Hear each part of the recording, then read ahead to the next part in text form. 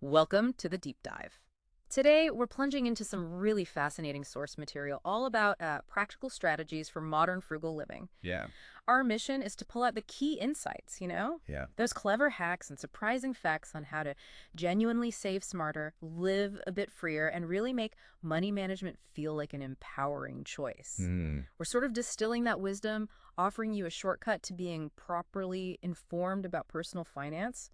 Good stuff, whether you're like saving for a big goal or just curious about optimizing things. And honestly, understanding these insights is, well, it's more critical than ever right now. For sure. With the current economic landscape and just the sheer overload of information, Yeah, it's so easy to feel overwhelmed by financial decisions. totally. So this deep dive, it's really designed to cut through all that noise. Yes. We're synthesizing different info into clear, actionable steps you can actually use. Yep. You'll get practical knowledge you could apply pretty much immediately, hmm turning those abstract ideas into real results. Okay, let's dive in then. First strategy, and it feels pretty foundational these days, mastering money management apps. Right. I mean, your phone's always with you, so why not make those digital tools work for you? They're basically essential for budgeting now. They really are. And what's powerful is how these apps can genuinely shift your financial behavior. Our sources point to tools like Rocket Money, YNAB. But honestly, even a solid Google Sheet budget can be amazing. Okay. Rocket Money, for example, gets praise for its AI. It finds and helps you cancel those forgotten subscriptions. That alone can save hundreds a year, something people often miss. Wow. Yeah. And YNA, you need a budget, and it's got this whole philosophy, right? Give every dollar a job. Ah, I like that. It shifts you from just reacting to spending to actually planning proactively. Yeah. People often find money they didn't realize they had. It's basically letting tech handle the heavy lifting your brain doesn't want to do after a long day. That proactive thing sounds key. And speaking of shifting mindsets, another strategy that pops up constantly in the sources, the no spend challenge. Like no spend weekends, apparently a total game changer for many people. It absolutely can be. The idea is simple. No online shopping, no takeout, just essentials for, say, a weekend. Right. It works like a detox for your bank account, sure, but the deeper thing our sources highlight. It's like mindfulness for your money.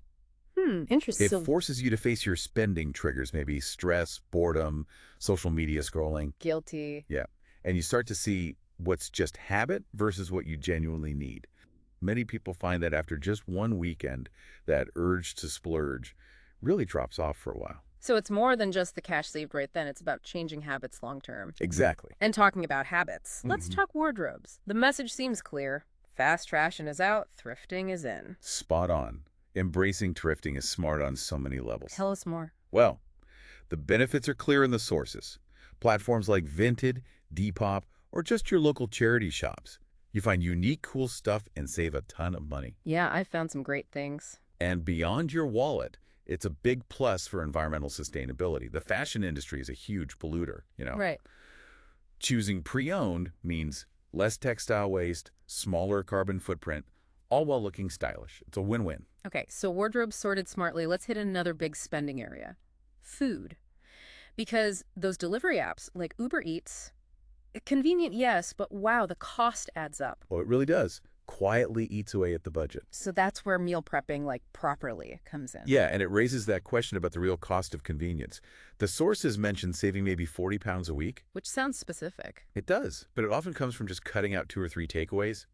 Think about it, an Uber Eats order can easily be 15 pound, 20 quid. Easily. Batch cook some basics, rice, chicken, veggies, and suddenly that meal costs maybe 3 to 5 pounds. Big difference. And by professional prepping, we just mean having a plan.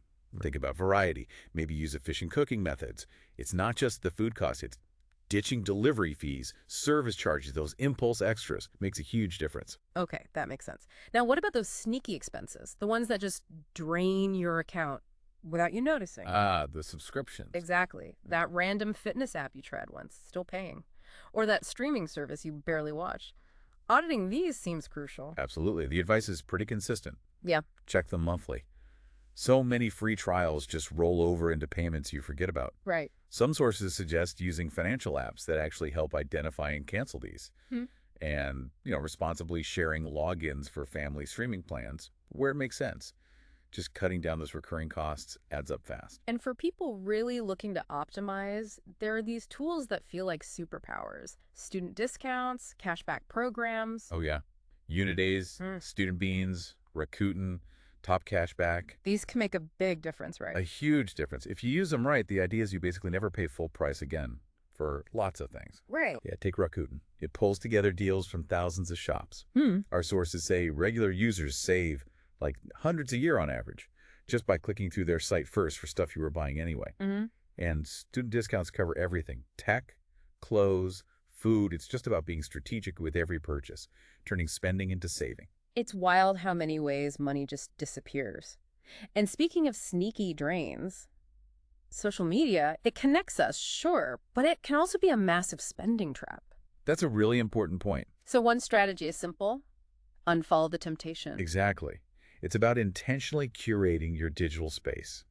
The sources suggest that constantly seeing aspirational lifestyles or influencer posts, it unconsciously primes you to spend money you don't need to. Makes sense. So the strategy is actively unfollow accounts, pushing that consumerist vibe. Instead, fill your feed with money-smart creators, financial educators, maybe accounts inspiring low-cost activities. Control your visual diet, basically.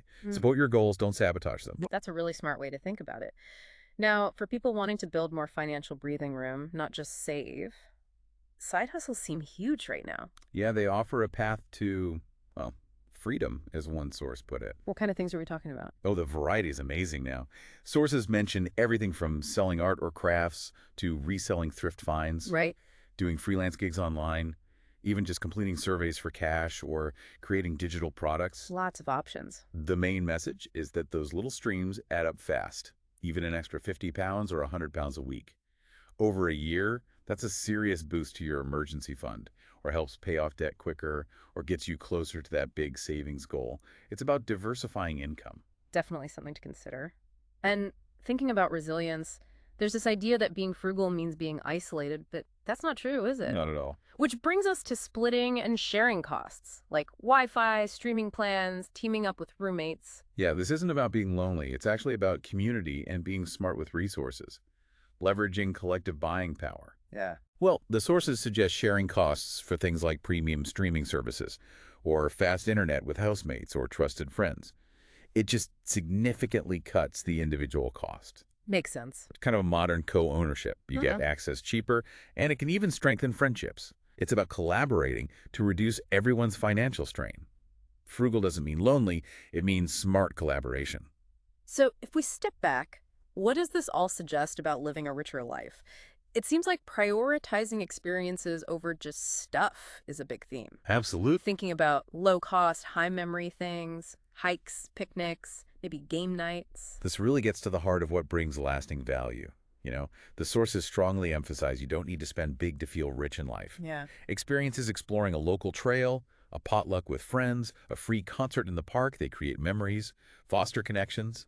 Unlike buying stuff, which often gives just a fleeting buzz, experiences add more deeply to our overall happiness. That's a powerful shift.